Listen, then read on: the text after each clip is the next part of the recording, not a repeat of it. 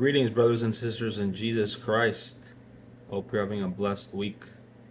Today is officially December 8th, 2022. I wanted to read to you a beautiful devotional I found from Alistair Begg. It's entitled Eternal Peace. Passages from Luke 24:36-37. Jesus himself stood among them and said to them, "Peace to you."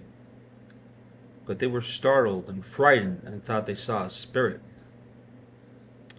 We might use many words to sum up the achievement of the gospel and our experience of the gospel. One phrase which deserves meditation and inspires worship is simply this: the gospel is a gospel of peace. Ephesians 6:15 says that. When the risen Jesus appeared to the disciples 3 days after his death, they were understandably frightened. So Jesus spoke to them, and what he said was a typical greeting: shalom, or peace to you. But it was also a necessary greeting to calm his disciples' fear, and his words offered his followers far more than just temporary relief. They also pointed to a deeper, eternal peace. Throughout the Gospel of Luke, peace and salvation are almost synonymous.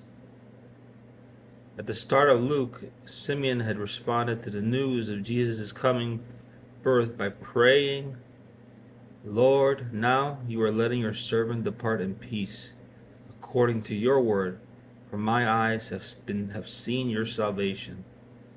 Luke 2:29-30. I love that part. When Jesus was grown, he told the woman who had anointed his feet with her tears, "Your faith has saved you. Go in peace." When the risen Jesus spoke peace to his disciples, then he was using familiar terminology, but in a whole new context. Jesus' promise of peace can be a stumbling block for those new to Christianity. At Christmas time, people hear phrases like peace on earth and goodwill to men, and perhaps say to themselves, well, clearly such peace isn't happening. There seems to be more war, factions, and disagreements today than there have ever been. So what did Jesus mean in promising his disciples peace? Well, notice that his declaration of peace was followed by an invitation to see his hands and his feet, evidence of his crucifixion. And what was his crucifixion? Well, it was his substitutionary death on behalf of sinners in order to make peace by the blood of his cross. Peace by the blood of his cross. That's from Colossians 1:20.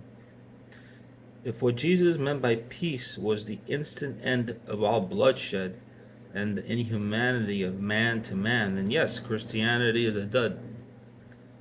If he was referring to a kind of volume-enhanced tranquility whereby we just drift through our days with nothing able to cloud our vision to bother us, then Christianity is definitely a failure, right?